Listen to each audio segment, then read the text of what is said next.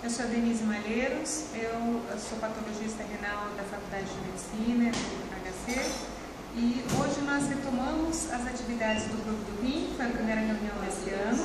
É um ano especial, nós estamos comemorando 10 anos de fundação, e o fundador do Clube do Rim, o professor Marcelo Franco, esteve aqui conosco.